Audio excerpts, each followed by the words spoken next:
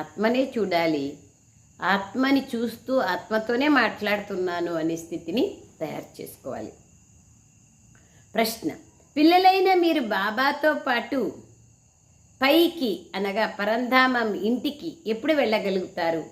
జవాబు: ఎప్పుడైతే అపవిత్రత అంశమాత్రం కూడా ఉండదో అప్పుడు వెళ్ళగలుగుతారు.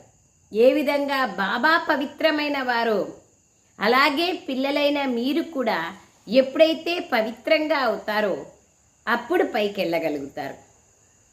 ఇప్పుడు పిల్లలైన మీరు తండ్రి సమ్ముఖంలో ఉన్నారు.